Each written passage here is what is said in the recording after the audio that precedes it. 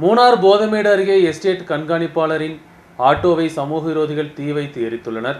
Estate கண்காணிப்பாளரான Ravi Antony என்பவருக்கு சொந்தமான auto தான் கடந்த தினம் இரவில் தீ வைத்து எரிக்கப்பட்டுள்ளது. மூணார் காவலர்கள் வழக்கு பதிவு செய்து விசாரணையை தொடங்கியுள்ளனர்.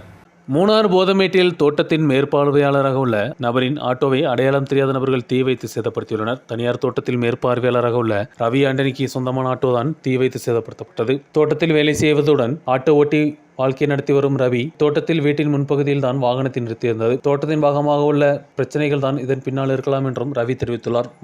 வண்டி ஹார்ன் அடித்த சவுண்டு ஒரு 2 மணிக்கு கேட்டுச்சு.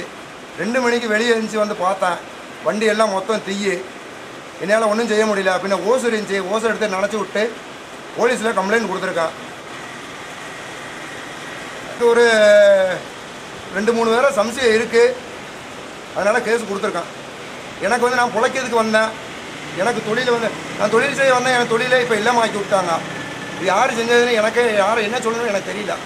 போலீஸுக்கு கம்ப்ளைண்ட் கொடுத்துருக்கான். இவரு பேர் சொல்லி அதிகாலை 2 மணிக்கு ஆட்டோவின் ஹார்ன் அடிப்பதன் சத்தம் கேட்டு வெளியே வந்த போதுதான் வாகனம் தீயில் எரிந்ததை கண்டுள்ளார். தீயை அணைக்க முயற்சித்த போதும் ஆட்டோ முழுவதுமாக தீயில் நாசமடைந்தது. ரவி ஆண்டனி கொடுத்த புகாரை தொடர்ந்து மூணார் காவலர்கள் வழக்கு பதிவு செய்து விசாரணையை தொடங்கினர். சம்பவத்தின் பின்னால் உள்ளவர்களை கண்டுபிடிக்கும் முயற்சி தொடர்ந்து வருகிறது.